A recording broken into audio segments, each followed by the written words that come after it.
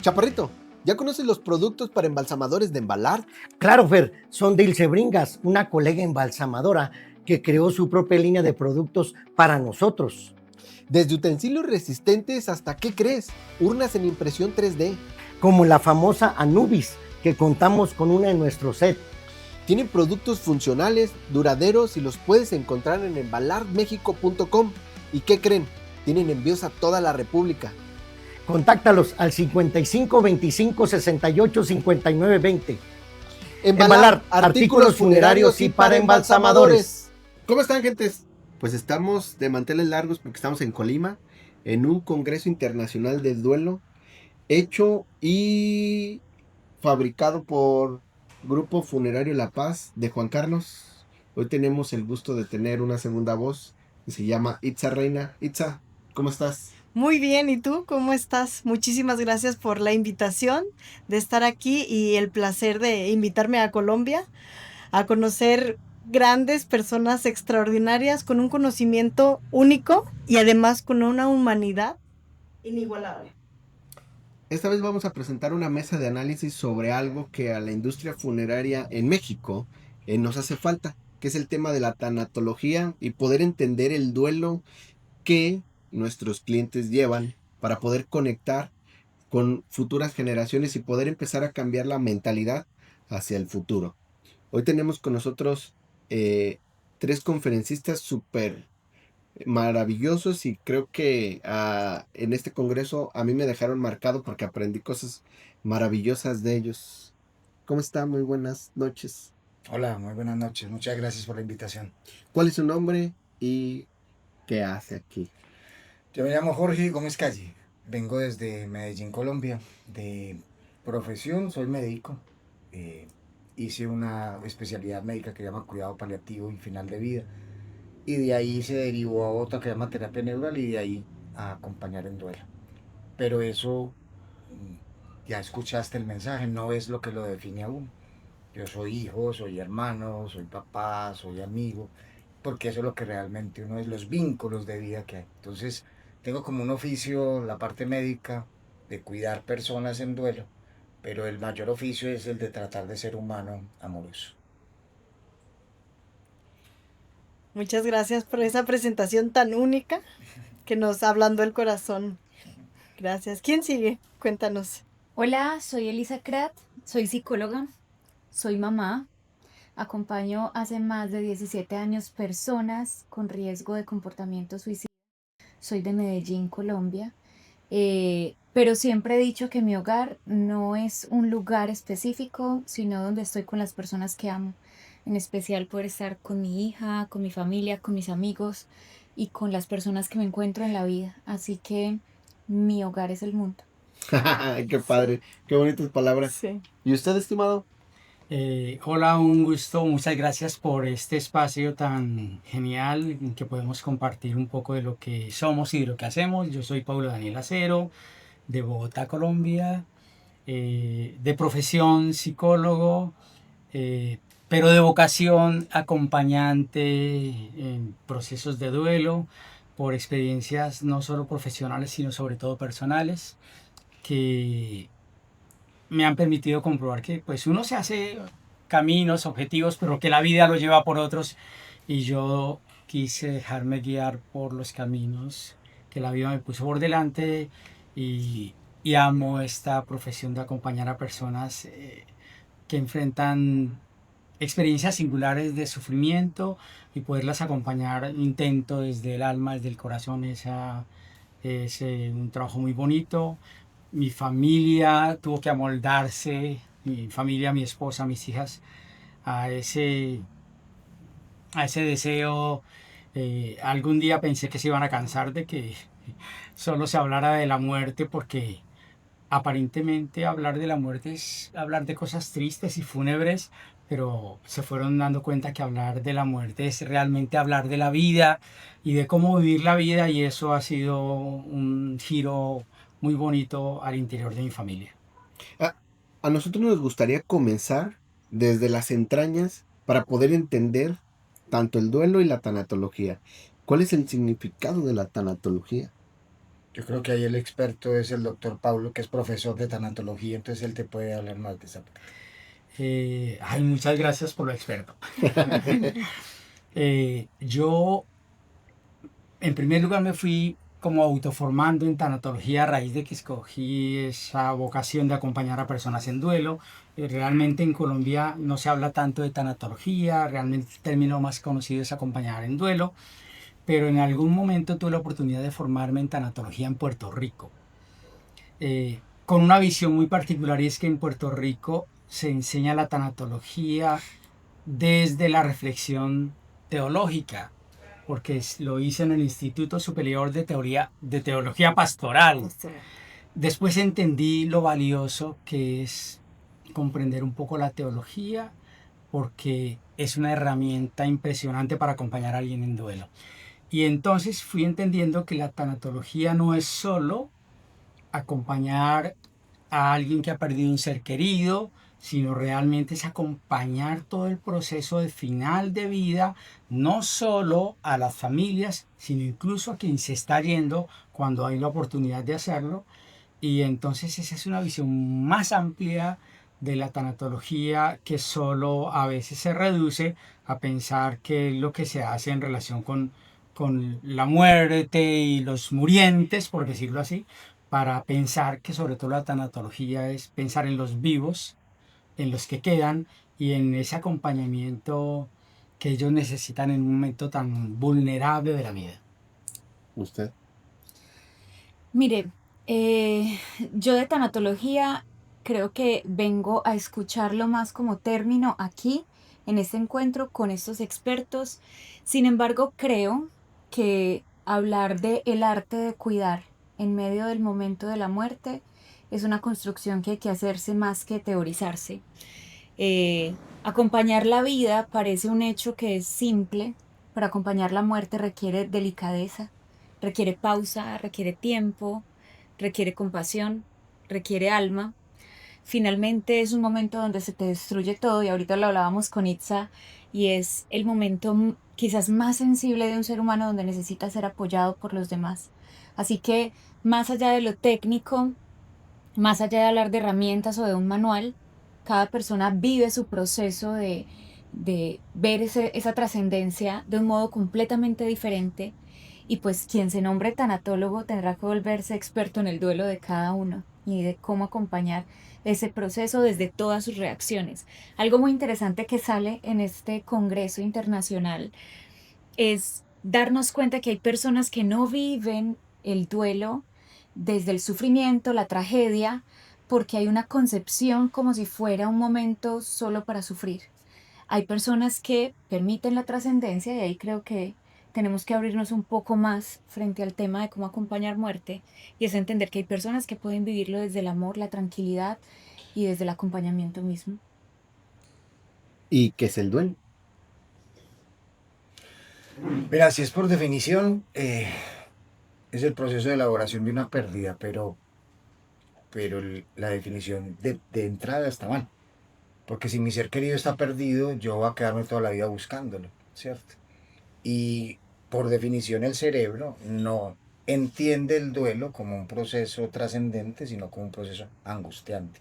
Mi ser querido no sobrevivió. Entonces, desde otra mirada, y una cosa que hemos compartido, creo que todos los que hemos estado acá, es que el duelo es el proceso de resignificación del amor que tengo por una persona que dejó su cuerpo físico por la muerte, y cómo yo intento volver a caminar en esta vida después de este dolor tan grande.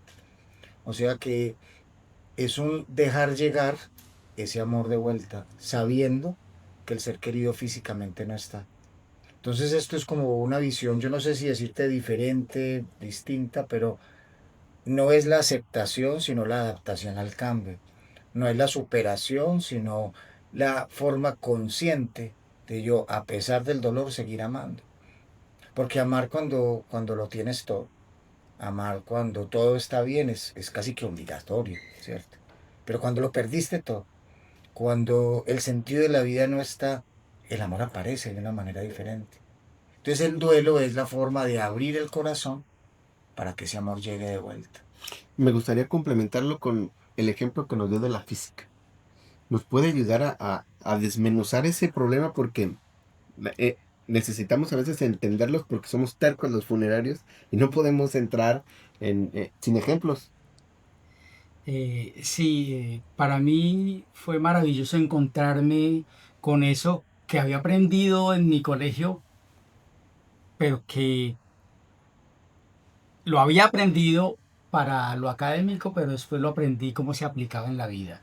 Eh, en algún momento eh, me quedé corto con los primeros elementos a los que uno acude para hablar de qué pasa con un ser querido. Es que esa es una pregunta, en mi caso, recurrente de la consulta o de los grupos de apoyo. ¿Qué pasó con mi ser querido? ¿Dónde está mi ser querido?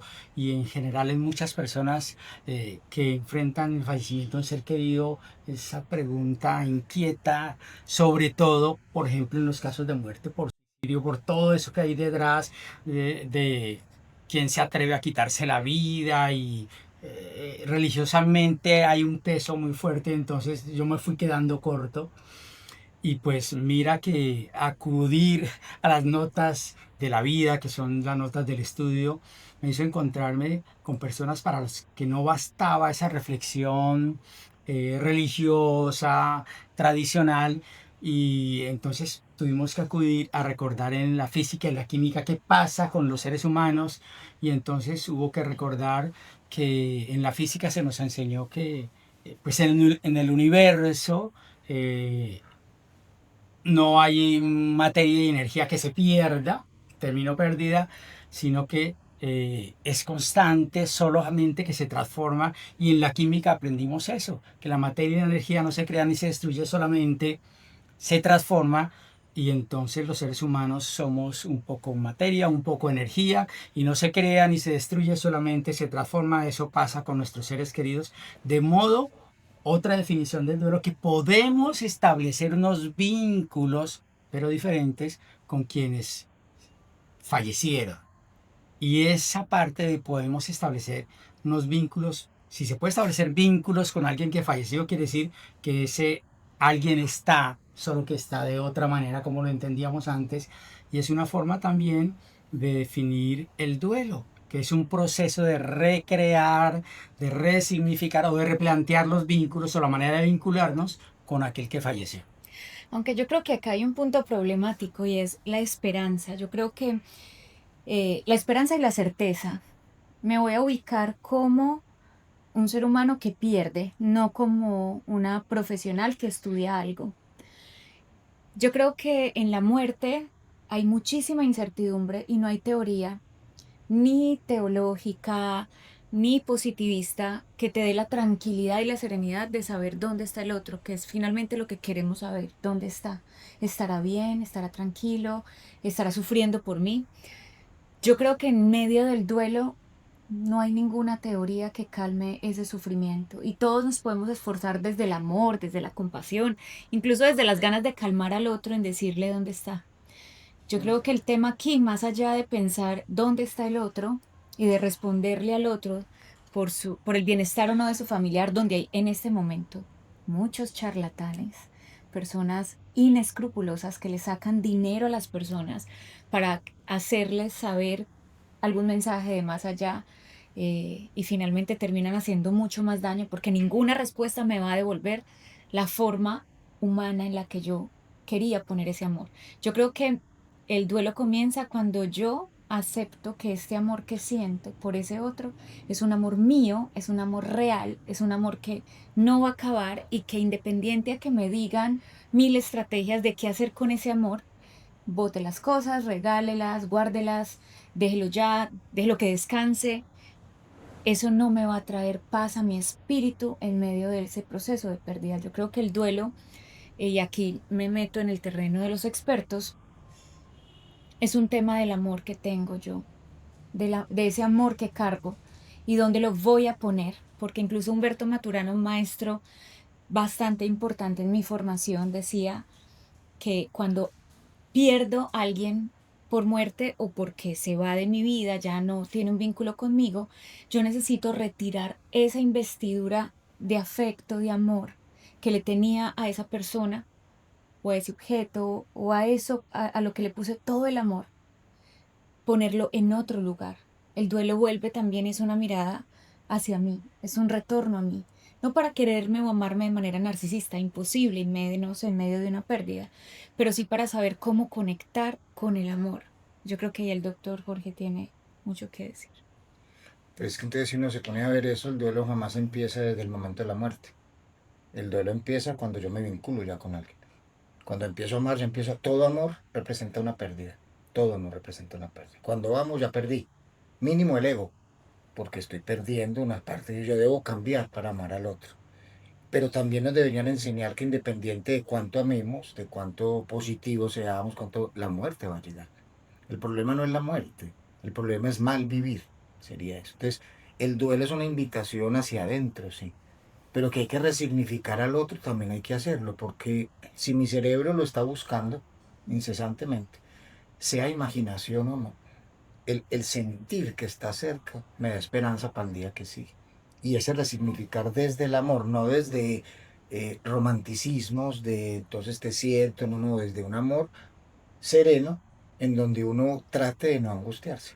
Evidentemente, ninguna respuesta sobre el más allá es una verdad. Todo lo que digan del más allá es una suposición de alguien, sea físico, sea teólogo, sea tanatólogo, sea médico, es una suposición.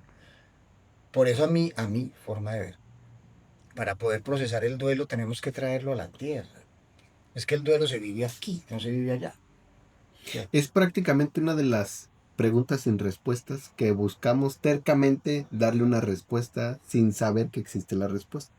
Y ¿Es exactamente, correcto? totalmente. Y entonces, toda respuesta que te den te puede calmar 5 o 10 minutos, pero vuelve la Vuelve otra ausencia. vez. Ujú. O sea, porque ninguna respuesta va a compensar la ausencia de ese vínculo. Entonces debes revincularte a ti mismo. Es que cuando se muere una persona, mueren dos. Muere el que no está físicamente y muere el que yo estaba haciendo hasta ese momento. Por eso el duelo se asemeja, por ejemplo, al periodo de la adolescencia, en donde hay una poda neuronal inmensa, en donde yo cambio de personalidad. Porque yo no sé qué pensarán ustedes. Si yo no cambio de personalidad, si yo no hago un cambio interior, yo no voy a Una hacer evolución. soportar, no soy capaz de soportar el dolor. Si me quedo en la misma personalidad que era, e insisto, insisto, insisto, insisto, el dolor me va a volver una piedra y me va a romper. A mí me gusta mucho una definición de Rumi, un filósofo y poeta árabe de hace mucho tiempo, que decía que el corazón se rompe y a través de los agujeros sale la luz de Dios que está dentro de ti para iluminar lo que perdiste. O sea, el duelo te hace mirar para adentro, que el amor era una construcción dentro de ti. Y entonces, elaborar el duelo no puede ser destruirme por amor, que eso significaría que no me amo, sino honrar al otro a través del el amor a la vida que tengo. O sea, el duelo es un reto de vida impresionante, impresionante. Si me permiten y me pueden corregir, yo no soy experto en esto, soy funerario y el podcast es para funerarios, pero a mí me gustaría entender es, prácticamente siempre estamos en duelo y nosotros vamos evolucionando el duelo de manera de lo que lo vamos superando. Desgraciadamente, cuando muere una persona, no hay una respuesta que esa persona llegue y te diga, me fui por esto, por esto, por esto, y buscamos cómo suplantarlo martirizándonos. Siendo honestos es así, ¿por qué? Porque si ustedes dicen que el duelo siempre es cuando perdemos algo, sí, pierdo los calcetines, pero los supero inmediatamente. Cuando yo voy de viaje, se me olvidan los zapatos en el hotel, ¿qué pasa? Llego a la casa, me regaña mi mujer, pero lo supero rápidamente, ¿estamos de acuerdo? Porque ya sé que se perdieron y que ahí tengo dos opciones, tengo dos maneras de recuperarlos. O me regreso o hablo al hotel para que me los envíen por paquetería, ¿estamos de acuerdo? Y así tengo una respuesta. Pero cuando fallece una persona de mi círculo, no tengo esa respuesta. Porque precisamente estás hablando del carácter irrecuperable, irrevocable. Si el duelo, por definición, es el proceso de elaboración de una pérdida, si encontrás lo que se te perdió, se acabó Ya el no. Se duelo. acabó. Pero es que el que se murió nunca lo vas a volver a encontrar, entonces vas a estar en duelo toda la vida, en un proceso de aprender a volver a vivir. Voy a poner un ejemplo y es el de los niños en duelo. Eh, quienes visitan o quienes trabajan en este mundo funerario ven cuál es la actitud de los niños durante una ceremonia. Los niños juegan, los niños brincan, los niños hacen entre ellos relatos, narrativas, y la gente critica culturalmente y dice, ese niño, ¿qué le pasa? Ese niño no quería al papá, a la mamá, ¿por qué está tan feliz? No, el niño evolutivamente, porque esto es una urgencia evolutiva, busca rápidamente dónde poner esa narrativa, esa comunicación, ese amor, ese afecto, ese juego que venía teniendo con quien acaba de perder. El niño evolutivamente, rápidamente va a buscar dónde poner ese amor. ¿Dónde Y suplantar? ese amor, más que suplantar, Pero no suplantar. No es suplantar. Ok. Suplantar es como reemplazo uno por Reemplazo, otro. ajá. No, le doy continuidad a mi forma de dar afecto. ¿Por qué? Porque aquí viene lo fuerte del duelo, y es que no solamente pierdo al otro, sino que pierdo mi identidad, y mi identidad tiene continuidad en la medida en la que estoy vinculado a personas que son recíprocas conmigo en la comunicación, en el afecto, en la mirada, en las sonrisas. Mira, nos conectamos a las personas con historias, con narrativas, con sonrisas, con gestos, Con recuerdos. con recuerdos, con afectos. Cuando pierdo a alguien, necesito poner con otra persona esa narrativa otra vez, no solo la de dolor. Quiero sonreír, quiero conversar, quiero hacer un chiste, quiero compartir algo. Así que en el servicio funerario se mueven muchísimos afectos, no porque estemos deshonrando a quien se ha perdido ni estemos suplantando a esa persona. Necesitamos de manera urgente volvernos a vincular, y eso no quiere decir que estamos olvidando a quien perdimos. Estamos recuperando la esperanza de poder darle continuidad a esto humano que es amar. Y amar no significa el amor romántico, no es reemplazar a mi mamá, a mi papá o a un hijo, es volverme a conectar con otros. Por eso es tan importante que en esos momentos tengamos personas sensibles, desde el que hace el servicio funerario, que es una persona que da soporte, desde las personas que llegan a acompañar, ojalá no a criticar, no a gobernar el momento, no a decirle al otro cómo sufrir o cómo hacer duelo, pero sí personas que estén dispuestas a dejarse querer, a llorar, a sostener, a darle soporte a ese que se está quebrando. Porque finalmente lo único que lo va a salvar, y donde comienza o donde le damos continuidad al duelo, es en los vínculos. Así que duelo no es solo sinónimo de sufrimiento, es sinónimo de amor en continuidad. ¿Hacia quién? Hacia personas que estén dispuestas. Por eso nunca olvidaremos esa persona que cuando mi mundo se estaba quebrando, me dio la mano, me dio un café, me dio un abrazo, se sentó a mi lado y me dijo, no lo conozco, pero lamento lo que está pasando. Uno dice, se me apareció un angelito, dicen las personas. Claro, vino alguien que me humanizó en ese momento y me permitió darle continuidad a eso que yo venía haciendo con ese familiar. Y ahí es muy importante lo que dices, porque ahí entra el labor de uno como funerario, del hasta cierto punto obligación que tenemos, porque somos un nicho que está cuidando los tesoros de las personas. Es el tesoro más grande, es la mamá de alguien, es el papá de alguien, es un tesoro el que estamos teniendo ahí, y dar ese apoyo humano que muchas veces se pierde por la insensibilidad. Es un reto para todas estas personas que trabajan en esta área, y creo que tienen una obligación muchísimo más allá que otras ramas. Pero las obligaciones llegan cuando entiendes que es tu responsabilidad. Y ahorita, hoy por hoy, la industria funeraria no ha entendido que tocamos partículas y tenemos en nuestro poder el sentimiento de ese hermano, papá, mamá. ¿Por qué? Porque está en tu poder el sentimiento de esa persona. A veces nos preguntamos, ¿quién es el cliente? ¿La persona que se fue o que trascendió? ¿O la persona que se queda? ¿Quién te paga el servicio funerario? El cliente. Bueno, Entonces, ok. entonces ¿a quién tienes que cuidar? Porque el otro ya está siendo cuidado. Sí, va, ni modo que el muertito. Entonces, ¿quién te paga? Mira, aquí está. Suena Debes lógico. cuidar a tu cliente. Y cuidar a tu cliente es cuidar al que vivo. tu labor Esa es no la- vaya a entorpecer el duelo de esta persona.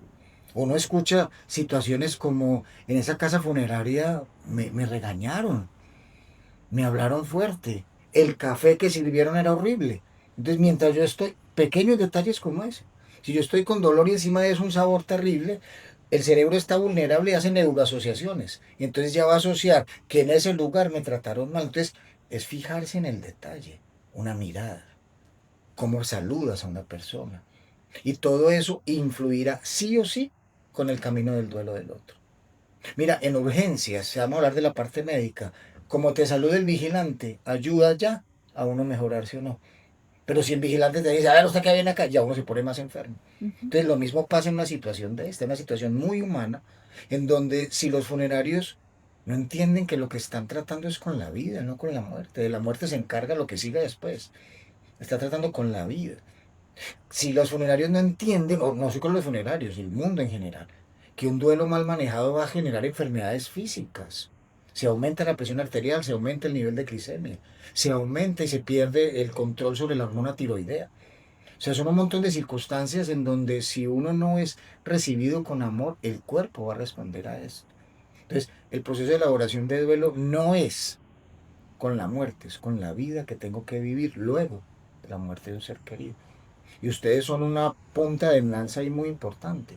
Si ustedes no se dan cuenta que ustedes no están haciendo un acto fúnebre, sino un acto de vida, están cuidando a los que sí.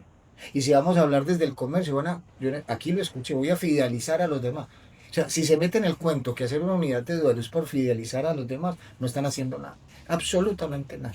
Pero si se dan cuenta que es de un servicio humano en donde ustedes tienen la capacidad, les dicen buitres, les dicen que un montón de cosas con la bueno, soy el buitre que hace que el otro sienta que la muerte no es un problema. Pero es que tenemos que entender todo eso. Y hay algo que aprendí en el Congreso que hace ratito lo comentaba, es que una cosa es la vida y otra cosa es la muerte. Pero los dos son gemelos o gemelas, como quiera llamarle. Y entonces, como usted lo comentó en su conferencia, ¿de quién es la culpa de que esa persona trascienda? ¿De la muerte o de la vida? O responsabilidad, ¿de quién es? ¿De quién? O sea, si te da como en el cuento del pato y la muerte, si al pato se cae mientras está volando, si le da un infarto, se lo come el zorro, eso le pasó cuando estaba muerto, cuando estaba vivo. Cuando Cuando estaba estoy vivo, vivo. o sea que la culpa es de la vida. Pero ¿qué hemos hecho? Hacer de la muerte un enemigo, imaginarnos que es un ser demoníaco con una guadaña llevándose a todo el mundo. Y no hemos visto que puede ser un portal de amor. Pero para que sea un portal de amor en la muerte, debemos ver la vida como un portal de amor. O sea, esta vida es una paradoja, hermano. O sea, para que haya día tiene que haber noche. Para que haya alegría tiene que haber tristeza. Para que haya vida tiene que haber muerte. Desgraciadamente, hasta ese momento le damos valor a la vida de la persona que se fue. O O afortunadamente, afortunadamente. no importa. No importa. Ahí es la clave, creo que es de lo que tenemos que cambiar eh, como cultura funeraria. Yo creo que tengo esa posibilidad de haber hecho un recorrido eh, ya más de 20 años acercándome a la cultura funeraria. Fui parte de una unidad de duelo de una funeraria y ese es el chip que hay que cambiar, porque pensábamos inicialmente, como lo decía Jorge, que el cliente era el fallecido y entonces se ponía el foco en el mejor cofre, en el maquillaje, etcétera, que hay que hacerlo, pero todo allá y la familia descuidada. La dejaron en segundo plano. Y ahora se ha ido entendiendo en la industria funeraria, qué fea palabra, pero así es, quién es el cliente. Y entonces por eso el duelo y la tanatología tienen que hacer presencia al interior de las funerarias para cuidar de las personas que en ese estado de fragilidad llegan a nosotros, porque a ellos es a quienes se debe la industria funeraria, no al fallecido, sino a los dolientes. Y ese es el valor de entender y de hacer cosas sobre el duelo y la tanatología, pero también para poder recuperar eso que decíamos antes, de a dónde buscamos. Y si seguimos buscando fuera, me acabo de nuevo, ahí sí, ¿para qué sirve la teología en la tanatología? ¿Por qué buscáis entre los muertos al que vive? Es que está vivo, pero ¿dónde está? no lo sigue buscando afuera, hay que buscarlo dentro. Esa persona que se fue antes que nosotros se estuvo impregnando en nosotros, en cada sonrisa, en cada conversación, etcétera. Entonces, yo no lo debo buscar afuera, lo debo buscar acá, porque aquí hay rezagos, rastros de mi ser querido que falleció. Sí, de todo ese amor que aún se encuentra en mí. Y tocabas un tema súper importante porque cómo educar a los funerarios o cómo educar a los humanos a ser humanos. Eso suena hasta difícil, ¿no? Porque cuando las personas que están en este ámbito funerario llegan a ser tan insensibles, ¿qué estrategias tengo que tomar yo como líder para que un humano sea un humano? Para que trate con compasión, con amor, con cariño a todas estas personas que vienen y que ya nos damos cuenta hasta ahorita que lo comentas, que son nuestros clientes ellos. ¿Y cómo le enseño a ser un humano? Más ¿Qué bien, es al ser funerario, ¿cómo le enseñamos a ser humano? A ser Pero habría que hacer la pregunta, ¿qué significa ser humano? ¿Qué significa ser humano? Porque si no sabemos qué es ser humano, ¿cómo podemos definirlo? El doctor hablaba que hace jornadas de humanización de la medicina. Suena tan ilógico. Pues yo lo entiendo porque me ha tocado. O sea, ¿cómo es posible que yo tenga que ir a humanizar una formación que se supone que ya de por sí es humana? Pero si empezamos por la base humana, nosotros no somos nada amables, nosotros no somos nada compasivos. El humano para poder sobrevivir tuvo que ser astuto, porque tuvo que aprender a esconderse. Hizo asociaciones, por ejemplo, de la garza enterrando su pico para escapar. Entonces inventé un arpón. O sea, todo tiene que ver cómo me defiendo. Apenas como humanos estamos aprendiendo que la compasión, que no es la lástima, que la empatía, que llegarle al otro son las formas más bellas de vincularse. Pero para poderme vincularme compasivamente contigo, tengo que ser compasivo conmigo. Porque hablar de compasión es muy lindo, pero mientras tanto yo tengo una voz que me está diciendo cómo estás de barrigón, de panzón, cómo estás de viejo, cómo estás de feo, te está saliendo grasa y te está viendo el brillo. O sea, si yo no calmo esta voz interior, ¿cómo voy a hablarle de humano al otro? Entonces, ¿qué es lo bonito y paradójico del duelo? Que tú no aprendes a acompañar al otro, sino que aprendes a mirarte adentro. ¿Quién estoy siendo en este momento? Entonces, pregunta para el funerario. ¿Qué estoy buscando con esto? Estoy buscando enriquecerme, esto puede dar mucho dinero y igual vas a terminar en un cajón también. ¿Y cuál funerario te va a atender? El de la compañía, el de la empresa. Entonces, ahí viene como el reto que les pedimos el favor. Más que volverse humanos, des en cuenta que una vida sin compasión, que una vida sin empatía, que una vida sin sostén, no de felicidad, porque ustedes, ¿cuál es la materia prima de ustedes? ¿Cuál es la materia prima de nosotros? ¿Cuál es la materia prima? La tristeza. No. ¿Cuál? ¿Por qué llega la gente donde ustedes? El fallecido. Pues, La La muerte. la Muerte. Sí. ¿Pero qué necesita una persona para estar muerta? Estar La materia prima de ustedes es la vida, no es la muerte. Ya aprendimos algo. Es la vida, no es la muerte. O sea, la muerte es un evento dolorosísimo que va a ocurrir por estar vivos. Pero ¿por qué la gente hace duelo? No por la muerte, Por la vida. por la vida que viví con el otro. Usted no va a hacer duelo de mis padres, que recientemente murió, si no los conoció. Entonces no es la muerte, es la vida que viví. Ujú. Entonces ustedes ojalá se den cuenta que ustedes lo que están haciendo es sosteniendo vidas, que la muerte se las trajo. Hay que sostener la vida del otro con compasión y con amor. Ahora, sí he aprendido muchísimo de ustedes como maestros y con el doctor Jorge he aprendido bastante acerca de los cerebros. El ser humano, bueno, nuestro cerebro no está hecho ni para la felicidad ni para la calma, nuestro cerebro está hecho para la supervivencia, básicamente. Y a la hora de atender personas en medio de la muerte, estamos hablando del momento más crítico para el cerebro porque es la máxima alerta, es decir, voy a perder a lo que más amo. Así que es claro que el público no va a ser, el cliente no va a ser nada amable, nada querido. De hecho, está completamente dependiente de lo que hagan los otros. ¿Han estado enfermos alguna vez? ¿O sus hijos o sus papás? Somos completamente dependientes de que un médico nos quiera atender a ese familiar. No importa quién sea, somos completamente vulnerables en ese momento. Si fallece alguien, somos completamente vulnerables del que me está organizando un servicio, ofreciendo un servicio. Estoy completamente vulnerable. Ser humano significa que ese otro humano va a estar en un cerebro completamente alerta, incómodo, frágil, irritable, y ahí viene lo que estás preguntando: ¿cómo humanizar al que le sirve al otro en un momento donde va a estar vulnerable y va a mover tantos afectos? No se nos olvide, es que el que está ofreciendo el servicio funerario es otro humano que cuando se siente atacado por ese cliente va a actuar en consecuencia también. Se va a mostrar en modo supervivencia y va a atacar. Va a poner su barrera. Va a poner su barrera, se va a mostrar resistente, va a querer tener el control del momento. Y creo que en un momento como ese es cero control, es solo compasión. O empatía. Ahí nos tendremos que hacer una pregunta entonces, y es, si yo fuera el que estuviera en ese lugar, ¿cómo me gustaría ser tratado? ¿Cómo me gustaría ser atendido? Pero es difícil si este es solo su trabajo. Y hay que saber que empatía y compasión no son lo mismo. La empatía es me conecto con el otro y ya. Y compasión es que a pesar de que no esté de acuerdo con lo que el otro diga, lo sostengo, lo cuido. Puede que tenga otra creencia, puede que tenga otra idea política, puede que tenga otra forma de pensar y sentir, pero necesita ser cuidado. O sea, la compasión se basa en necesidades, la empatía en una conexión. Y lo mejor para nosotros sería. Lo mejor para ustedes es combinarla. Es que la compasión requiere de la empatía no necesariamente es compasiva.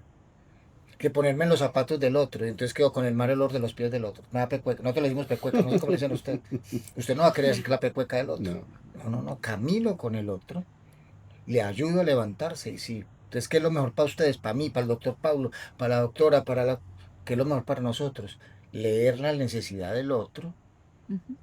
y de acuerdo a la necesidad del otro, acompañarlo. No abrumarlo. Una persona en duelo, si hay alguien vulnerable, es una persona en duelo, ¿no, doctor? Supremamente vulnerable y cae en cualquier tipo de trampas. Trampas como de los mediums, que empiezan a hablar de un montón de cosas, o pueden caer en trampas funerarias de cómpreme esto, cómpreme lo otro. Entonces, ¿qué es ser humano? ¿Cuál es la necesidad del otro? ¿Qué es lo que usted está buscando? En un tono tranquilo. Por ejemplo, aunque suene muy tonto, la música que usted coloca en una sala funeraria. Hay una teoría que llama la teoría polivagal de si haces que el sistema nervioso se relaje, la persona piensa mejor. ¿Qué tipo de música pones? ¿Qué tono de voz? ¿Qué olor? Hay olores como la lavanda, la hierbabuena, la verbena, que hacen que el sistema nervioso se serene. Si todos esos pequeños detalles los tenés en cuenta, sin darte cuenta, le estás ayudando a alguien en duelo. Y esos pequeños detalles, una persona que está en duelo nunca los va a olvidar. Yo no sé qué pasaba en esa sala funeraria, pero a toda la gente me daba paz. Y no abrieron la boca, no dijeron nada, crearon un ambiente de compasión. ¿Estás dispuesto a crear ese ambiente? Primero tenés que trabajar hacia vos mismo la compasión. No, me estoy quedando atónito porque lo que están diciendo es 100% real. El funerario no vemos el que debemos de tener, la persona que te abre la puerta, la persona que te recibe con esa empatía, aunque sea una pequeña sonrisa ligera, tenue, pero debe de estar consciente de que atiende ese tipo de familias. Si no queremos abrumarlo y lo abrumamos con pásele y a veces forzas a que te dé respuestas que ni él mismo sabe. Entonces, tú le das un café americano, conforme tú lo tienes preparado, dices, o le quieres vender unas flores, o le quieres vender el mejor ataúd, o le quieres, cuando ni siquiera esa persona que está tomando las decisiones está Total. consciente. No está ahí, esa persona no No está está. ahí. Si vas a un centro comercial, una plaza le llaman a usted, estando bien, y puedes medirte 40 pantalones y no decidir, estando bien, ¿cómo será estando vulnerable? Escoge cofres con... No, despacio, no presiona, hermano. Y van a ver cómo eso va a hacer que la persona, con eso, se siente acompañada. No sé qué piensa el doctor Pablo, que ha No, trabajado es tanto con... que estoy pensando mucho en, en que a veces intentando hacer lo mejor por la otra persona, interpretamos a la otra persona. Y No ahí está el entendemos. error. Interpretamos, mas no entendemos. Sí, es que no hay que interpretarla, es que hay que escucharla, pero sucede que en el duelo no se escucha solo con el oído, si nos escucha con todos los sentidos, pero a veces escuchar a una persona en duelo o en muchas ocasiones no es fácil, pues porque está en un momento de tanta vulnerabilidad, pero también hay emociones propias del duelo, como la ira, como el enojo, y a veces yo me entiendo que eso es propio del duelo y no tengo la compasión para escucharla. O yo le agregaría otra palabra que me gusta mucho, la misericordia.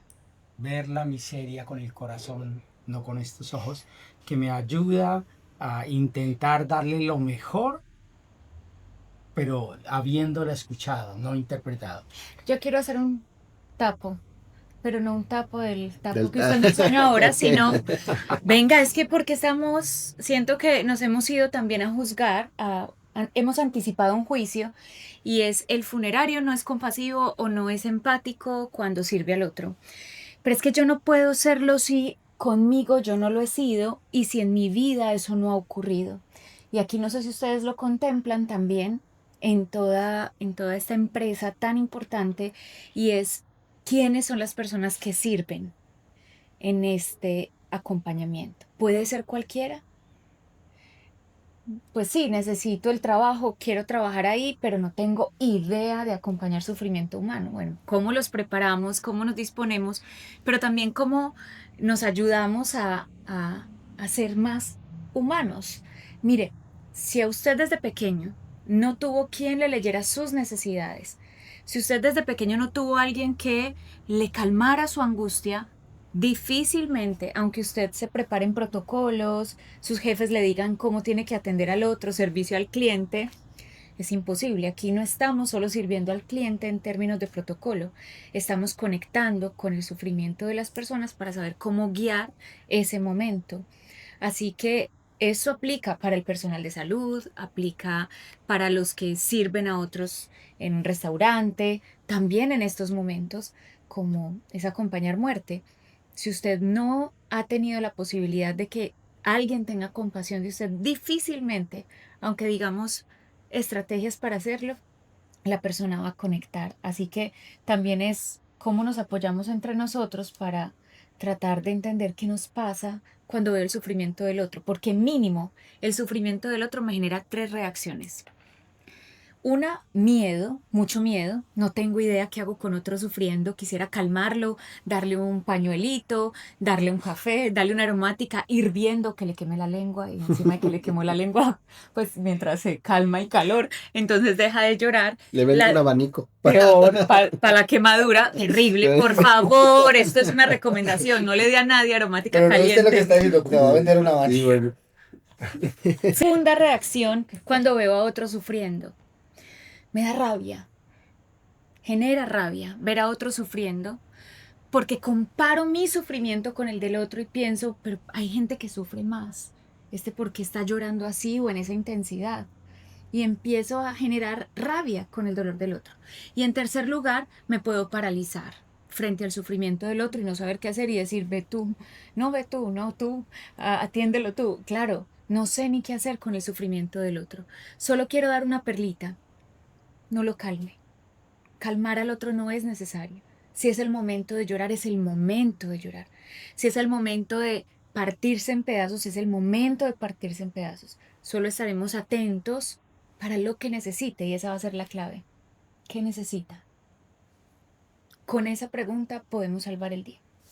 Oye, pero ¿sabes qué? Algo bien impresionante es que estás hablando de un encadenamiento de si nuestras personas que laboran no están empatizadas con ellas mismas, si no sienten ese cariño por ellas mismas, ¿cómo lo van a expresar? Pero entonces hablas que desde arriba, desde los líderes, entre más arriba del liderazgo, tienes más compromiso con todas las personas y estás hablando de hacer un cambio en la sociedad, de cambiar cómo educamos a los niños, a que sean empáticos, a cambiar una ideología desde la raíz. ¿Y la raíz cuál sería? La raíz no sería cambiar de colaboradores, no, sería cambiar la perspectiva que tiene la sociedad para hacer un cambio y hacernos más humanos todos como sociedad. Sería Pero modificar la educación. nos podemos entrenar, reentrenar, reconectar. No necesariamente si no lo tuve no quiere decir que no lo puedo tener.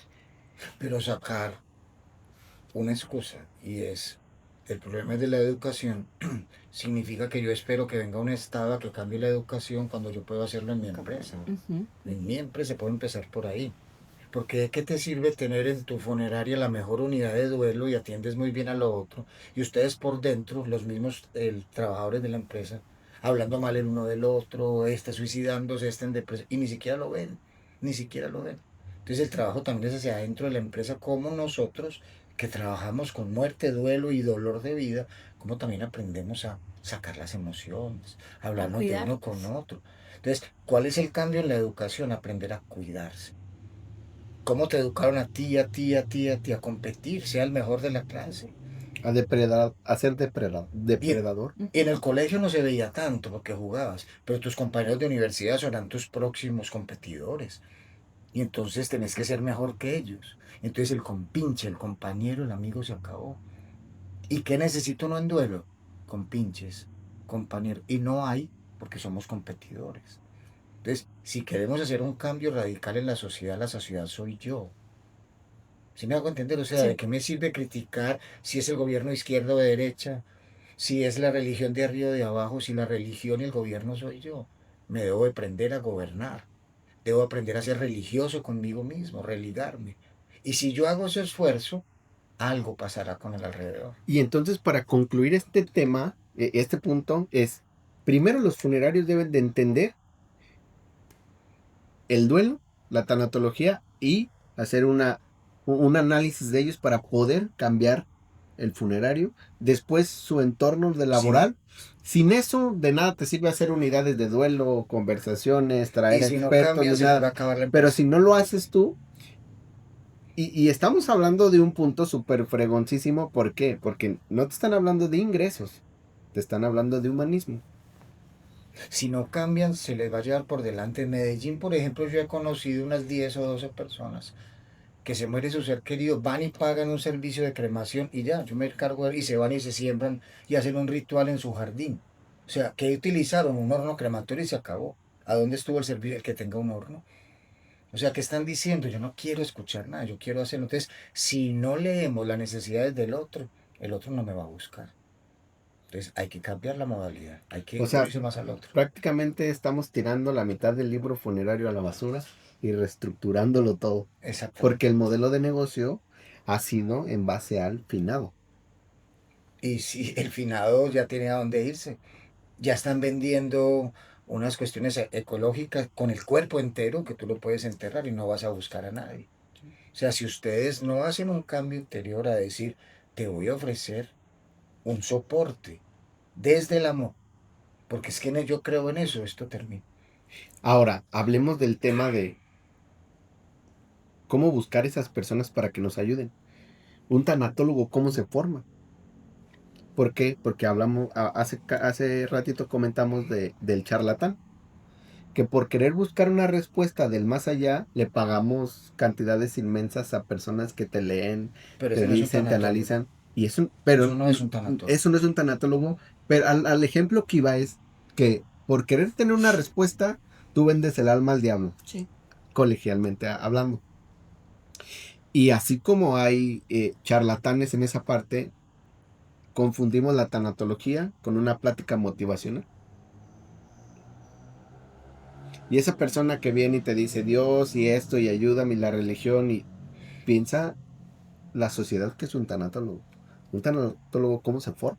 O cómo llega a ser esa persona indispensable para la humanidad, para concientizar al humano de ser humano.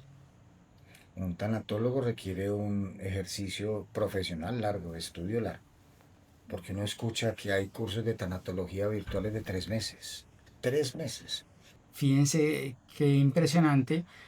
Se daba como la acreditación de soy tanatólogo y empezaba a acompañar a alguien, digamos así, con una irresponsabilidad personal y ética muy fuerte. Por eso hay que llamar la atención sobre esa formación. Creo que, insisto, yo como estoy en el ámbito académico, universitario, etcétera, creo que lo están haciendo un poco tardíamente, pero lo importante es que se está haciendo aquí en México esa conciencia de cómo formar un tanatólogo que, insisto, es diversos cursos, entre ellos, por ejemplo, aprender a lo que es la escucha, por ejemplo, a aprender lo que es el sufrimiento, esa reflexión inevitable acerca de la muerte y de la vida, todo eso, no solo en un ambiente teórico, sino en un cómo lo estás viviendo en tu día a día. Eso se está trabajando ahora en los escenarios formativos, que es valioso. Thanatos quiere decir muerte. Logía, todo tiene que ser estudio, estudio de la muerte. O sea, de entrada, hasta el nombre está mal puesto. Porque el tanatólogo no tiene que ver con la muerte y no con la vida. La gente, el tanatólogo no atiende a un muerto. Un psicólogo no atiende a un muerto. Un médico que estudió cuidados paliativos no atiende a un muerto. Atiende a una persona en fase final de la vida, ¿cierto? Entonces tenemos que empezar a tener claridad en qué fue lo que estudié y hasta dónde llegan mis límites. Porque yo he escuchado casos de tanatólogos asumiendo relación de pareja, terapia de pareja. Que Grave. porque eso es una pérdida. No, un momentico, es que, mira, la psicóloga nos está diciendo acá. Grave. O sea, Entonces sería tanovida. no sería tanatología, Ok. habría que buscarle otro nombre. Ya eso no va a cambiar porque ya el nombre lo pusieron. Pero tenemos que poner claros los límites. Yo tengo un diploma que dice médico cirujano, pero yo hace 25 años no toco un bisturí. Si te da una apendicitis, yo no te puedo operar. O sea, tengo que saber mis límites. Entonces, el problema es que hay mucha gente con una forma, que tienen mucho deseo de servir, pero es que el deseo no es suficiente para servir. Debe haber una preparación humana interior muy grande. Ellos dos son psicólogos, eso les da una base muy grande para poder, con su estudio de la psique y de la mente, hacer una búsqueda en la tanatología o en la muerte de algo. Porque ni a él, ni a ella, ni a mí nos hablaron de la muerte en la carrera, ¿o sí, doctor? No.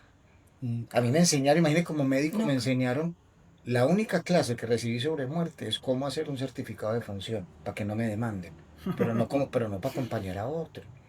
Entonces, sí tenemos que replantearnos, entonces no es solo replanteárselo en el mundo funerario, en el mundo académico y en el mundo terapéutico, replantearnos realmente qué vamos a hacer. Entonces, como tal, no existe una carrera. Sería una carrera social y después diplomados o certificaciones en tanatología. Mira, ¿Sería la manera correcta de la educación? Yo buscaría psicólogos o trabajadores sociales o médicos que hayan estudiado específicamente. tanatología, pero no quiero sonar excluyente, pero si no estudié ninguna de esas bases de salud mental o de salud humana, no podemos hablar. Pero- Yo de hecho perdón. me quedaría con médicos y psicólogos, porque lo que necesitamos primero es saber explicar precisamente cómo funciona el humano, cómo funciona desde lo más interno sus mecanismos de afrontamiento, su personalidad, su estructura psíquica, para saber predecir hacia dónde puede, con cualquier circunstancia de la vida, ese ser humano avanzar, cómo puede enfermar, cómo poderlo sacar de allí o cómo poderlo acompañar. O sea que va más allá del acto de acompañar. Yo les llamaría cuidadores de personas en duelo, cuidadores de almas, cuidadores de vida.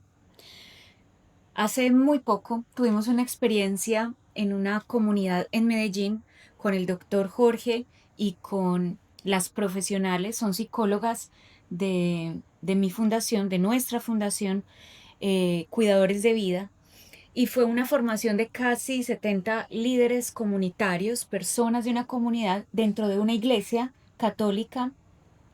El padre Fernando nos invita específicamente al doctor Jorge Gómez a preparar acompañantes de duelo, acompañantes de almas.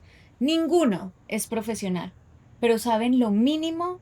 Yo siempre parto por el qué no hacer para acompañar y cómo hacerlo dentro de sus familias y su comunidad. ¿Los hace tanatólogos? No. No. ¿Se prepararon muy bien? Sí. Se prepararon con alguien muy bueno, pero adicional con ese otro equipo que estaba ahí haciendo el soporte y acompañando. Pero no los hace tanatólogos. Que sí podríamos hacer, especializar mucho más. Y yo creo que esa es una inversión importante que podrían hacer las casas funerarias. Pero vamos busco la respuesta objetiva, porque un ingeniero civil, aunque tenga algo de bases de arquitectura, no es ingeniero civil. Total. Ujú. Hay una línea que te dice, sí, tú te encargas de calcular que los cimientos no se caigan y puedes tener bases de arquitectura, pero el arquitecto no se encarga de calcular que la losa aguante. El arquitecto se encarga de la decoración, de todo lo que conlleva la edificación. Y el que edifica, ¿qué se encarga? De edificar torres Monta. masivamente y cosas con alto valor de peso para que si cae un sismo o un terremoto, las torres puedan aguantar. Son cosas especiales. Y aunque se escuche mal, si no hay una carrera así con énfasis o ciertas carreras que de ahí se puedan derivar los tanatólogos, va a seguir siendo un caos. Y vamos a seguir cayendo con los charlatanes. Así, o sea, sí está muy padre sus palabras, está muy padre el no tirarle a nadie, estoy en lo correcto, pero si no tienes una carrera con algo social y con una especialidad en la vida y en la muerte, ¿qué quieres contratar? Ampáranos. ¿Estamos de acuerdo? ¿Sí es así Sí. o no? Sí, claro, Sí. pero la base clave es, por ejemplo, entender en la vida cómo ocurren los procesos de salud y enfermedad, las dos Eso cosas. es. Y después de que entiendes los procesos de salud y enfermedad, también tienes que aprender acerca de relaciones humanas, de cómo es el ser humano, cuando se vincula, cuando se relaciona con otros, etcétera. Y hacer, insisto, la inevitable reflexión sobre la vida y la muerte, pero también la inevitable reflexión acerca del dolor, del sufrimiento, etcétera. O sea, una solidez en ciencias humanas y sociales, en conocimiento del ser humano, eso daría La base. los fundamentos para que una persona estudie tanatología. Así de sencillo. O sea, necesitamos gente con una carrera social y después con un diplomado o una maestría en muerte y vida. Total. Así es. Hablemos del tema de la tanatología en Colombia y la tanatología en México, porque ustedes ya van avanzados de calle. Por lo mismo que en un episodio anterior vimos la parte del exceso de defunciones en Colombia en los años de 1992 y nosotros los excesos de defunciones los acabamos de vivir en COVID. Bueno, en el 92 no, estoy mal. En el 92 fueron las conclusiones de la guerra. ¿Qué fue? ¿85, 90? La Por ahí. guerra en Colombia no ha terminado. Bueno, la guerra más fuerte Del narco. que marcó al mundo. Y ya son 30 años avanzados y nosotros apenas estamos saliendo. Apenas vamos a gatear. Colombia, Medellín, Bogotá, Cali fueron consideradas las ciudades de la muerte. Medellín, mi ciudad, tuvo el terrible récord de ser la ciudad con más muertes violentas del mundo en esa época, porque realmente, yo lo he dicho con mi gente, o sea, yo era adolescente cuando ocurrió eso, fuimos la única generación de adolescentes que le hizo caso a papá y mamá de no salir, porque era evidente que estaban pasando cosas terribles, terribles, ¿cierto? Entonces pienso yo que no tuvimos de otra que ver la cara de la muerte. No tuvimos de otra. O sea, en ciudades en paz y todo eso no se habla de muerte. Pues, nosotros nos tocó hablar de muerte violenta, nos tocó tener mucho miedo y eso también generó una generación muy sumisa. Mi generación es una generación muy sumisa porque todo nos podía matar, ¿cierto? Pero poco a poco esa sumisión, junto con tanta muerte, todo colombiano de mi época tuvo mínimo un familiar cercano que murió. Por alguno de la familia hubo alguien conocido que murió por ahí. Dicen, nos mostraba el doctor Paulo, que está comprobado que por cada muerto mínimo pueden haber 10 personas en duelo. En Colombia, según las estadísticas oficiales, hubo 5 millones de muertos. Quiere decir que hay 50 millones de personas en duelo. ¿Cuál es la población de Colombia? 50 millones de personas. Todos estamos en duelo. Entonces, la tanatología, yo no soy tanatólogo, o sea, yo hice medicina, cuidado paliativo, terapia y acompaño en duelo. Pero es como si obligatoriamente nos correspondió aprender de la muerte y del duelo porque no teníamos de otra. Porque mataban a la gente y nos tocó verlos escondidos porque no podíamos mostrarnos. Porque en la época del narcotráfico se puso de moda una cosa que en Medellín, no sé si en Bogotá lo llamaban así, doctor Pablo, el camillazo dentro de las empresas funerarias. Y el camillazo, y eso fue herencia del narcotráfico, era que te morías y a las 2 horas te tenían cremado, para que no averiguaran lo que había pasado, para que no vieran lo avaliado que está, para que no vieran el muerto que estaba. Entonces se generó una idea de que cremar rápidamente era, y se acabó, por ejemplo, el ritual del velorio, tan fundamental para elaborar el duelo. ¿Qué pasó? Generaciones de académicos y generaciones de gente muy comprometida levantaron la voz y dijeron, esto no puede seguir siendo así. No puede seguir siendo que la muerte se vuelva tan simple. O sea, te moriste, te cremaron y se acabó. Aquí nos está pasando algo. Entonces, personas como el doctor Pablo, como el doctor Jorge Montoya Carrera, como personas que trabajaron siempre en el duelo, dijeron, recuperemos estas. De ahí nacieron las unidades de duelo y funerario. No había otro lugar para hacer unidades de ¿En duelo. qué año fue? Desde el 85 en adelante empezaron a surgirse todas estas cosas. Entonces empezaron a surgir por una necesidad. Estamos hablando de la compasión. Una necesidad porque no teníamos otra forma. No tenía otra forma. Entonces, lastimosamente, como la vida son ciclos que se repiten en diferentes puntos, ustedes lo están viviendo ahora.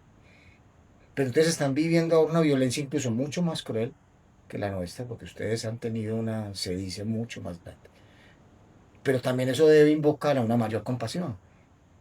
Y lo más puntual es que son las empresas funerarias las que cambian esto. A Colombia, por ejemplo, el duelo lo cambiaron empresas funerarias, que primero dijeron como mercadeo social, forma de atraer, pero se dieron cuenta que es una forma de servir.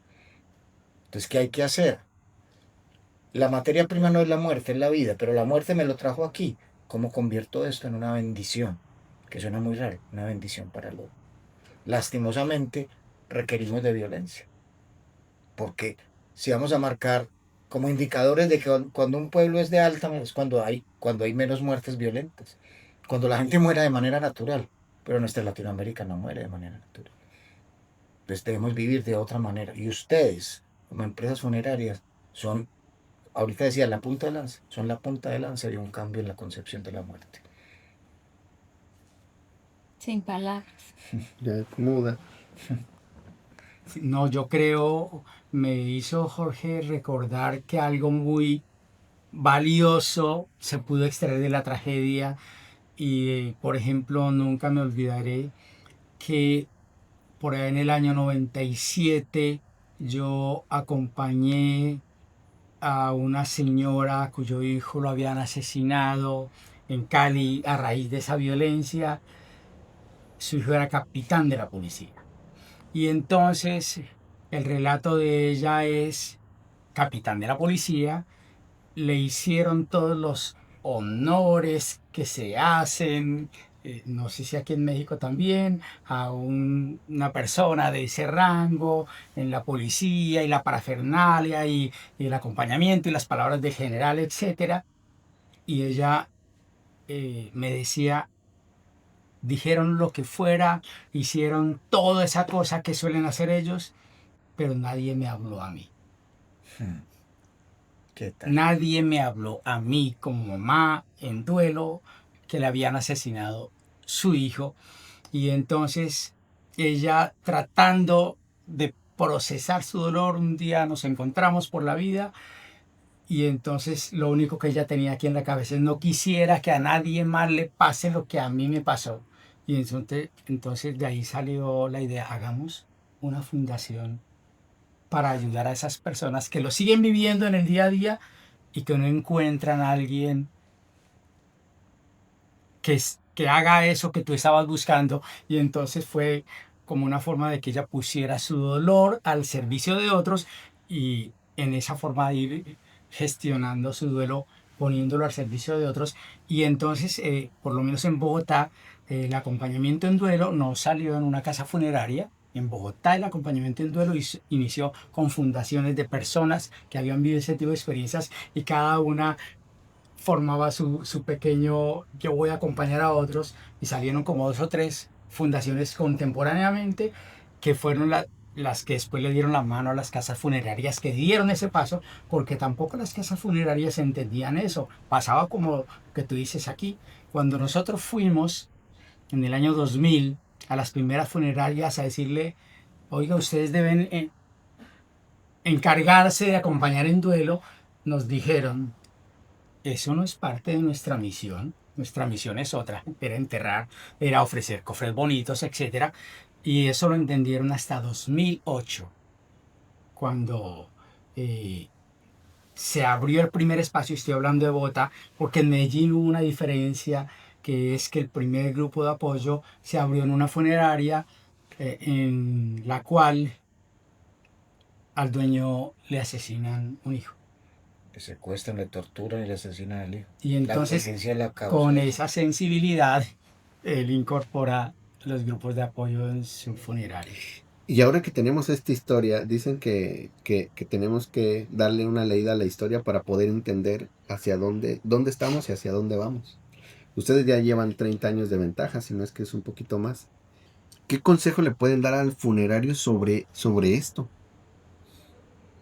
Sobre esto de las violencias. No, sobre la tanatología que tenemos que transmutar, o sea, cambiar el concepto del cliente, que el cliente ya no es la persona fallecida, que tu cliente ya es los vivos que se quedan y que no entendemos esa parte y que es momento de cambiar esa visión. Mire, empecemos por eso. La sociedad está cambiando tanto que los muchachos de ahora no quieren tener hijos. Se les van a acabar la materia prima de humanos, ¿cierto? Quieren tener gatijos y perros. Entonces tienen que prepararse para hacer eventos funerarios de gatos y perros. La sociedad está cambiando de tal manera que se está volviendo una sociedad cada vez más egoísta. Yo no sé dónde están diciendo que cada vez estamos más iluminados, cada vez estamos más oscuros y más caóticos. Y en ese egoísmo la gente se aísla y no más va a solos. querer servicios funerarios. Porque mientras menos se enteren, mientras menos sepan, y una sociedad víctima de la felicidad no va a postear en Instagram que está en un evento funerario. Va a postear que está en un restaurante comiendo y todo eso. Entonces, si no hacen un cambio grande hacia el servicio, esta sociedad egoísta, esta sociedad egocéntrica, narcisista, va a acabar con las casas funerarias. Porque no van a necesitar, les voy a pagarle un horno y me lo llevo. Voy a enterrarlo en el jardín de mi casa porque pues, pido un permiso y ya está. Entonces, hay que hacer una labor en donde el funerario darse cuenta que su labor no es la muerte. La muerte va a llegar con o sin funerarios. Es el cuidado del alma de los demás. Entonces, si te metes en ese cuento, esto puede resultar en una mejor empresa. Pero volvemos al punto que hablamos al principio. Si usted lo piensa, ¿cómo voy a cuidar del alma? Si no cuido mi alma propia, si voy a casa y agarro a golpes a mi esposa y a mis hijos, ¿a qué estamos jugando? ¿A qué estamos jugando? El proceso empieza por mi primer círculo sagrado y ahí viene la pregunta de la muerte. Si yo me estoy muriendo hoy y estoy consciente de estar muriendo, a una cama máximo la pueden rodear 5 personas. ¿Cuáles serían las 5 personas en las cuales me gustaría reflejarme? Diciendo gracias. Y esas 5 personas no son ni tus clientes, ni tus amigos, son tu familia más cercana. ¿Cómo estás cuidando a las personas con las cuales te gustaría estar acompañado a la hora de morir? ¿Estás cuidando ese amor? Entonces el cambio empieza por eso, estoy cuidando este círculo sagrado, después cuidará los otros círculos. Si yo aprendo a que la muerte es una pregunta sobre la vida, si es probable que hoy muera, ¿cómo estoy viviendo? Esto cambia, hermano. Pero si yo utilizo la muerte para ganar plata porque se murió el otro, no va a cambiar. La gente cada vez va a utilizar menos eso. Entonces, si llegamos al corazón del otro, te estoy sirviendo, te estoy sosteniendo, te estoy ofreciendo un servicio, sí. Un ataúd, un cofre, pero dándote tiempos, dándote espacios, escuchándote como ser humano, teniendo de base a un psicólogo o a una psicóloga que me ayude en el proceso, no de la escogencia de los cofres, sino del sostén emocional de esa persona en ese momento. O sea, primera decisión en duelo es no decidir, porque yo estoy confundido. Si tengo a alguien que esté completamente humanizado el dolor, ¿qué va a pasar? Te va a escoger lo que quieras, pero sostenido. Pero no, es más fácil vender que sostener. Es más fácil tomar una pastilla que hacer tratamiento interior. Entonces, esta es la invitación, y yo veo que estás quedando dándole vueltas ahí. La invitación es, trabaja dentro tu propia muerte, vieja. Si la muerte te dice hoy, nos vamos, ¿llamarías a todas las empresas funerarias a despedirte? ¿O a quién llamarías? ¿A tu madre, a tu padre, a tus amigos?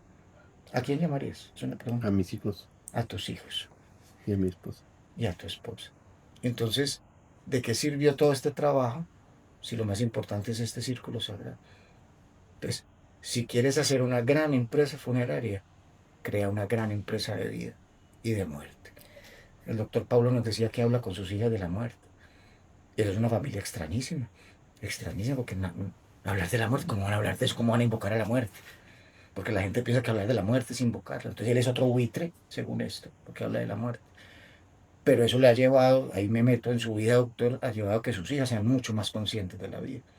Entonces, si quieren hacer un cambio en la empresa funeraria, métanse a sostener la vida, no la muerte. Si quieren hacer un cambio en la empresa funeraria, piensen que el duelo no solamente se acompaña en el momento mismo en el que recibimos a esa familia, se logran las exequias y demás, sino que viene un trabajo posterior que puede durar muchísimo, 1, 2 años, 3 años, sostenerlo incluso en estrategias como grupos de apoyo, el acompañamiento individual, es decir, es incluso mucho más sostenible en el tiempo ayudar a que esas personas que entran en este proceso tan fuerte puedan sentir que tienen un lugar donde no solamente saben que ahí trascendió o se acompañó el momento de trascendencia de su familiar, sino que también allá pueden volver, no con miedo, sino con amor, porque ellos saben ese pedacito de la historia y ojalá encuentren expertos profesionales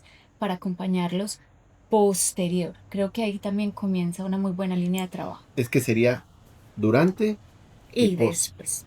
Es que no hay de otra manera.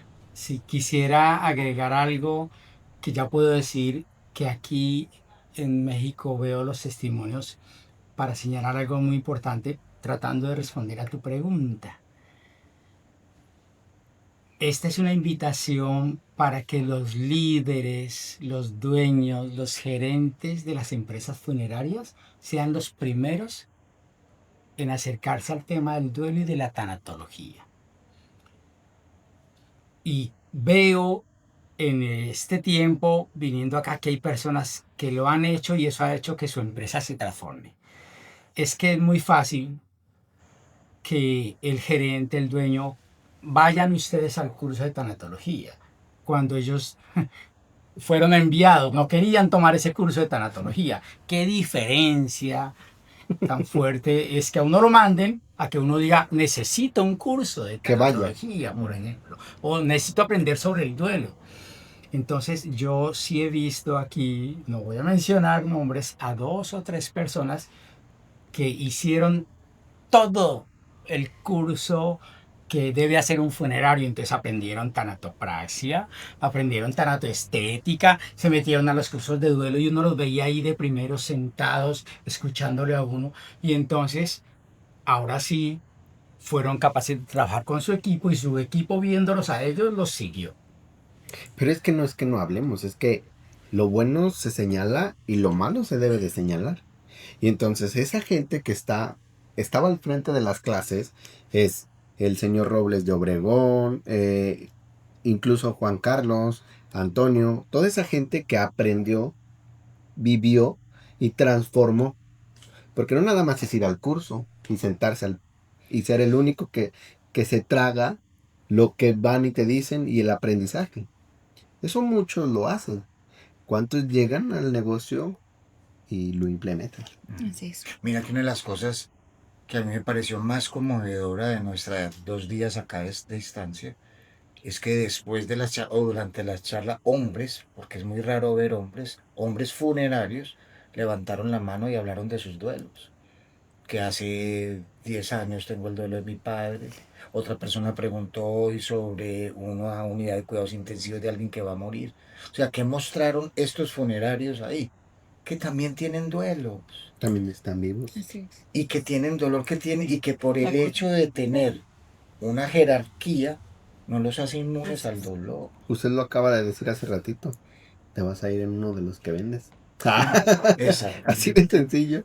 Entonces, ¿cómo quieres evolucionar si tú no te pones en ese espejo yo me voy a ir en ese ataúd? ¿Qué voy a hacer? ¿O qué van a hacer? ¿Qué van a hacer mientras tanto? Eso es una pregunta básica. Y si la queremos transformar, tú háztela, pero no te contestes mintiéndote. Así es. Entonces es hacer unidades de duelo, por ejemplo, por fuera de los lugares de velación. Porque si el cerebro hace neuroasociaciones, si yo vengo a mi grupo de duelo viendo que allá está en donde velaron a mi ser querido, No voy. el cerebro no me va a dejar. Entonces ustedes tienen la posibilidad de una casita al lado, una casita al lado, una casita en donde haya otro ambiente, en donde se hable libremente, en donde yo no esté pasando viendo pasar el otro cortejo fúnebre. Entonces, son la atención al detalle que hace que la persona se quede diciendo en casa, funeral, en La Paz, Robles, el que sea, no solo atendieron la muerte de mi ser querido, Me sino Exacto. que me acompaña. cuidaron. O sea, quítate de... ¿Han visto a Don Cangrejo de Bob Esponja? Sí, Sí, claro. Quítate el signo de pesos que sale en los ojos de din, din, din, din, din, din, din. Y la unidad de duelo y la tanatología. Y durante y después del duelo, quítate que va a generar ingresos. Mejor, quítate el dinero y humanízate. Así de sencillo. Si ese cliente regresa y te vuelve a contratar y que sea por los valores y que no porque a fuerzas lo quieres meter a la funeraria para que vea tus capillas, para que vea lo que innovaste, para que vea esto, no vaya por eso, no vaya porque el sillón está cómodo, vaya porque el vivo empatizó con el vivo, encontré esperanza. encontró esperanza y, y le ayudaron. Eso es lo más importante. Ya después vendrá ahora sí lo del pato, lo de Don Cangrejo, pero eso ya es secundario. Lo más importante es vivir. Y algo paradójico es que no sé ustedes cómo ven la cultura mexicana, pero nosotros en México tenemos el 2 de noviembre, que hacemos festivales y hacemos rituales fúnebres. Bueno, no, miento, no son rituales fúnebres. Celebramos a las personas que trascendieron, que fallecieron, y vamos a los panteones y adornamos las tumbas y hacemos comida, y hacemos grandes pachangas. Y eso es una cultura increíble, impresionante y gracias a Dios yo he tenido la oportunidad de analizar toda la cultura mexicana respecto al 2 de noviembre, que es Día de Muertos, pero cuando la muerte llega en serio a tocarte, somos los más jotos. ¿Por qué? Porque le damos la vuelta y decimos, no, aquí no es. Y entonces ya no nos burlamos. Así es. ¿Qué hacemos ahora? Es que también existe el 2 de marzo, también existe el 2 de julio. O sea, el 2 de noviembre es una fecha en donde ustedes culturalmente han hecho eso, pero eso no significa que eso sea elaboración de duelo. Incluso se está volviendo medio Walt Disney, es una atracción Atracción. turística y dejó de ser el verdadero proceso espiritual que significaba invitar a mi ser querido a cenar en mi casa, después de volverlo a traer. Se acabó eso, o sea, estoy atrayendo Sí, es gente. cierto. Eso es súper básico. Entonces, Porque usted decía, el llorar es recordar por amor. claro, o sea, una lágrima es un te amo hecho agüita. Estoy llorando porque te amo. Entonces solo puede existir el 2 de noviembre. Y entonces el 2 de marzo, entonces yo virtualmente atiendo a mucha gente de acá de México. Y yo tenía la idea, no, ellos están más preparados para la muerte. No. O sea, ante la muerte todos, todos, todos, todos tenemos que doblar la rodilla. Y algo que nos pasa mucho es que el 2 de noviembre, bueno, más bien el 1 y el 2 de noviembre se convirtieron en días festivos y olvidamos el resto del año a esas personas. Ahí está.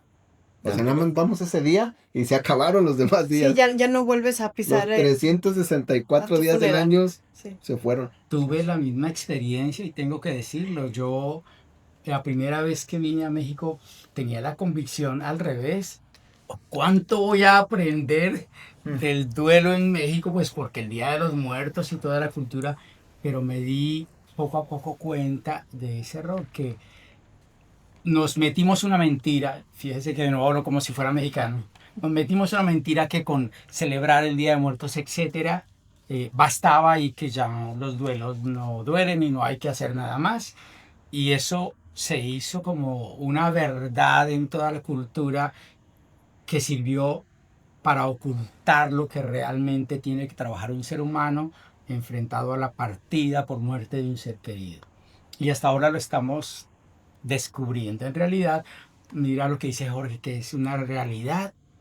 La gente entonces viene a México en esos días a mirar cómo hacen, pero es que un duelo no es un show. Así es. Y precisamente lo que menos necesita una persona en duelo es que le hagan show.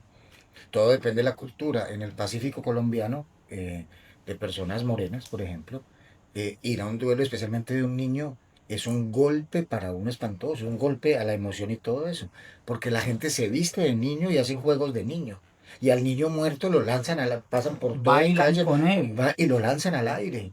Y estás viendo el cuerpo de un niño muerto, bailan con él y toman trago lo que quieras. Y entonces tocan tambor, entonces la gente está de fiesta.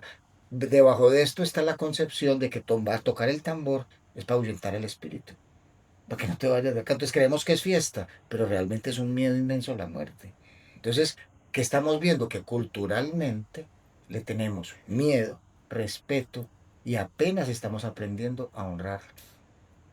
Uno de los primeros hallazgos, o todos los hallazgos arqueológicos que se ha hecho el ser humano, son dibujos sobre duelo y muerte, sobre sus seres queridos que murieron. O sea, el duelo siempre ha estado entre nosotros. Entonces la cuestión es, ¿cómo vamos a hacer para volverlo compasivo y honorable y no show y no negocio?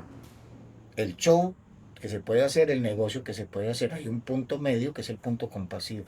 Y como negocio te puede dar mucho más dinero, muchísimo más dinero, Acompañar la vida. pero tu alma va a estar tranquila. ¿Los funerarios tienen alma o no? Ah, obviamente. Entonces póngala al servicio de los demás. Los funerarios también se enamoran. ¿Sí? Ajá, como, ¿no? ¿Qué opina? Creo que pensarnos todo el tiempo en cómo transformar lo que hacemos es la salida. No podemos seguir haciendo las cosas igual. Creo que el ritual es fundamental. Yo creo que acompañar los rituales es esencial, pero también acompañar el resto de los días. Ocurre igual en Colombia. Acompañamos 9 días en el mundo católico a la familia cuando le fallece alguien muy amado. Pero después de los 9 días nadie viene, nadie aparece. Hoy yo invocaba durante nuestro encuentro, durante nuestro congreso, a la vecindad, a la comunidad. Cuando vivimos un duelo, qué rico encontrar a alguien que después de el ritual que hagamos, bien sea aquí en México o en Colombia, ese vecino me toque la puerta para decirme, sé que puede que no estés ni siquiera comprando víveres ni mercando, ni siquiera tengas ganas de levantarte a hacer algo de comer para tus hijos. Te traje esta comida para acompañarte. Qué rico que alguien me pueda tocar la puerta y decir, vecina, la invito a salir a tomar un café. Vecino, sé que usted la está pasando mal y se está aguantando su dolor. Venga, salgamos a caminar y conversemos. Creo que el trabajo en duelo es un trabajo continuo, porque el proceso de aprender a vivir con esta nueva forma en la que soy, en la que quedo, que necesita vínculos necesariamente y que requiere indudablemente un acompañamiento de largo aliento, también lo pueden hacer perfectamente las empresas funerarias acompañados de profesionales y transformando desde el corazón, ¿cierto? Porque no es entonces qué personal elegimos, ¿no? O podemos ser cualquiera, pero hablando de esto, hablando sin temor de el reto que tenemos. Este es un reto más allá de innovar el mejor sillón o de tener la mejor tecnología, es tener mejores seres humanos que acompañen el sufrimiento. Este podcast me ha abierto mucho los ojos y en serio yo espero llegar y transformar todo lo que he aprendido gracias a ustedes. Y me encantaría cerrar con un mensaje hacia la industria funeraria en general, en México y en Colombia. No importa que le caigan mal o que le caigan bien, no importa que sea negativo o positivo. A mí me gustaría que ese mensaje analizara todo lo que ha aprendido, ha estudiado y que por favor retumbe en los oídos de todo el funeral. Sí, en Colombia ha sido un proceso que nos llevó a sensibilizarnos a partir de las desgracias de nuevo. Eso es una paradoja, pero es que si no fuera así, entonces ¿cómo, por favor? Nos sensibilizamos a partir como en las ejemplo que les daba de las fundaciones, de las desgracias y canalizamos ese dolor en favor del otro. Creo que esa es una tarea pendiente aquí en México de hacerlo de esa manera. Estamos viviendo una tragedia, la estamos viviendo aquí en México. ¿Cómo hacemos nosotros por ejemplo, las empresas funerarias para hacernos presentes en la tragedia de la violencia que vive México. Y creo que eso se puede hacer si nosotros nos apersonamos de que esa también es una tarea nuestra. Es una tarea nuestra y mostrar que desde las instituciones, las organizaciones, las empresas funerarias, podemos sensibilizar a la sociedad acerca de juntarnos, de acompañarnos, de, insisto, nadie viva un duelo en silencio ni en soledad. Si eso lo hacemos como el objetivo de nuestro trabajo, creo que estaremos haciendo algo pues útil para la vida. Estimadísima.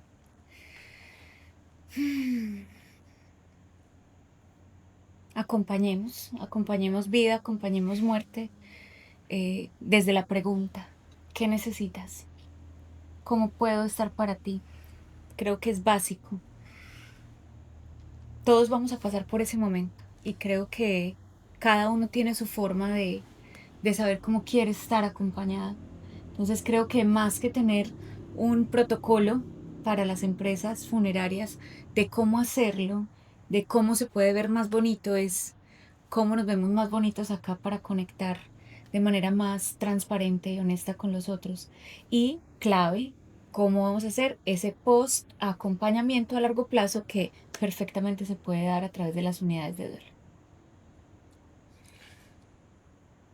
No, hermano, si a la empresa funeraria vive de la muerte de los demás, a ustedes no les conviene que se acabe la violencia en México, porque van a tener materia prima de tanto muerto, tanto muerto. Pero todo eso va a cambiar cuando te maten el tuyo. O sea, no, que sigan matando gente, que yo voy a tener esto aquí lleno, ¿cierto? Pero cuando maten a tu hijo, ahí sí. Entonces, no podemos esperar a que la violencia toque nuestra casa para empezar a hacer un cambio de vida. Entonces, la cuestión es, cuidemos la vida. Cuidemos y bendigamos. Lo que le puedo contar una historia, ya no tengo tiempo. Sí, claro que sí. Yo alguna vez tuve un trabajo, un consultorio muy cerca donde yo vivo, en Medellín, donde yo vivo, todos son lomitas, montañas, ¿cierto? Entonces yo vivo en una loma y el consultorio quedaba 10 minutos caminando. Entonces yo bajaba y siempre que bajaba me encontraba con don Ramón, el del Chavo, un señor que limpia la calle, igualito a don Ramón, igualito. Entonces cada vez que yo pasaba lo saludaba, don Ramón, ¿cómo le va? Y el señor me miraba muy feo me miraba, el yo seguía. Y un día, por algún motivo, iba tarde, tenía cita a las 7:30 de la mañana y eran las 7:45. Y pasé rápido y pasé al lado de don Ramón y no lo saludé. Cuando pasé rápido al lado de él, me agarraron de acá de la camisa. El señor me paró y me dijo, así yo no me parezca, y era igualito a don Ramón. Usted me saluda, me dice, porque usted es el único que me ve, me dijo. Yo ahí me quedé, ¿cómo que soy el único que lo veo? Si ustedes pasan y me miran con asco porque me ven limpiando la calle, cochinos ustedes, yo limpio lo que ustedes ensucian. Aquí el limpio soy yo, dijo eso. Entonces me hizo la pregunta, ¿usted tiene hijos, señor? Entonces le decía, ahí arriba viven Nicolás y Miguel. Y me dice, usted sabe que cada vez que sus hijos pasan por esta calle se iluminan. ¿Y por qué? Mire, señor, yo soy mientras voy barriendo esta calle, soy imaginando, Dios bendice a todos los que pasen por acá. Ilumínales. Por ejemplo, hoy mi oración va a ser que cuando Nicolás y Miguel vayan al colegio, vayan felices y cuando vuelvan a su casa, bendigan su casa. Usted bendice, me preguntó, ¿usted qué es lo que hace? Y le dije, atiendo gente en duelo. Y me dijo, ¿y usted bendice a la gente que lo atiende, que va donde usted? Yo me quedé parado. Usted me dijo, ¿usted sabe todo lo que tuvo que haber pasado para que esa persona llegara donde usted? Se tuvo que morir alguien, señor, para que lo busquen a usted. ¿Se da cuenta lo que significa eso? Y usted me dice que no los bendice. ¿Usted se da cuenta que esos señores o esa señora está rezando por ustedes de anoche para que usted lo atienda bien? Para que ahí encuentre un poquito de soporte. Usted está dando cuenta que su consulta empieza desde que la persona está pensando en usted. Así que si usted no bendice a nadie, usted no hace nada. A partir de entonces, don Ramón, que se convirtió para mí en un maestro espiritual, me enseñó desde ya, todos los días, a bendecir cada momento. Como funerario, te das cuenta que para que esa persona viniera a buscar un cofre, se le tuvo que morir un ser querido. O sea, se tuvo que partir en pedazos para llegar a donde vos. Y vos vas a tratarlo con, no, este cofre, este otro. O sea, te das cuenta que esa persona en ese momento Lo que más necesita es alguien que lo bendiga. Entonces, ¿cuál es mi invitación? Bendigan su labor y bendigan desde ya al que va a venir mañana. Porque ese que va a venir mañana lo perdió todo para darle dinero a usted. Entonces, ¿cómo no bendecirlo? ¿Cómo no bendecirlo? Y eso así, de bendición en bendición, esto cambia, hermano. En serio, no sé ni qué contestar. No, Es algo bien importante. La humildad es algo súper importante que vamos perdiendo a través de los días, a través de las horas. Y solamente regresamos a la humildad cuando nos pasa algo malo. Es como cuando con Dios, lo que usted acaba de decir. Puedes tener un día muy feliz y todo. No te acuerdas de Dios. Llegas con Dios cuando te pasa algo. Y ahora sí, vas y le avientas las bendiciones. Diosito, échame la mano porque mira esto y lo otro. Pero durante tu trayecto donde estás bien o donde no te hace falta nada, bueno, donde piensas que no te hace falta nada, nunca le avientas una bendición, nunca le hablas, nunca le dices. pero ¿saben Entonces qué? perdemos. Dios es tan amoroso que cuando lo buscas en el dolor te dice, te estaba esperando. Aquí, en la noche oscura, te estaba esperando. Hay que creer en Dios, Siempre. siempre. Pizza, ¿cómo que te gusta? No, pues yo me llevo mucho aprendizaje. Realmente me siento bendecida, bendecida como lo estamos diciendo, de tanta información, tanto le pedí al universo una iluminación para poder ayudar a las personas que hoy me la dio. Gracias a ustedes. Muchísimas gracias. Gracias. ¿Dónde los podemos encontrar en las redes sociales? Si se pueden contratar, que nos puedan pasar su nombre, sus redes sociales y si se puede su número telefónico. Sí, muchas gracias, mijo. Redes sociales, tuve la oportunidad por ahí en el año 2011 de abrir tal vez el primer grupo de apoyo virtual en un Facebook que se llama Duelo y Crecimiento Postraumático.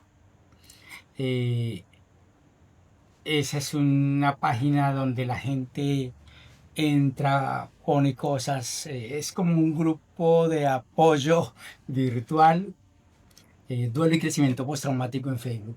Duelo y crecimiento postraumático en Facebook. Vayan y suscríbanse. No es pregunta, es una orden, por favor. Gracias. Con todo el amor del mundo, tengo contenido para ustedes en @elicrat, juntico, elicrat, KRATC. Allí hay contenido sobre prevención del comportamiento suicida, sobre amor, sobre empatía, sobre compasión. No se vende nada allí. Lo único que hay es mensajes por el cuidado de la vida. @elicrat. En Spotify también están los podcasts específicamente sobre prevención del comportamiento suicida. Y en Facebook como Elisa Crat. Un admirador más. 4 admiradores más. Total. Y los que están atrás de cámara. Y por favor vayan y suscríbanse también a las redes sociales. Estimadísimo. La mía es @Jorge Gómez Calle, en todo, en Instagram, en Facebook, en YouTube, @Jorge Gómez Calle. Ahí también todos los días se pone algún mensaje de apoyo para las personas en duelo, porque este mensaje hay que entregarlo sin esperar nada a cambio. Gente, pues si llegaste hasta aquí, te invito a que nos sigas en las redes sociales. Nos encuentran como Muerteros Podcast. Estamos en YouTube, Spotify, Amazon Music. Estamos en Facebook, en Instagram. Y recuerden, por favor, hay que ayudarlos a ellos para que sus redes crezcan. Obviamente nosotros no estamos tan grandes como ustedes, pero esperemos que el mensaje les haya quedado claro. Es momento de hacernos esa gran pregunta. Es, si tú estuvieras en el ataúd, ¿cómo te gustaría que te trataran? Es momento de ser más humildes, es momento de cambiar y que todos los que vinieron al Congreso sean bendecidos, se lleven toda la información, lleguen a sus funerarias y por favor, ejecuten las ideas que llevan. Es momento de cambiar, es momento de evolucionar y es momento de bendecirnos. Córtale, Kenny.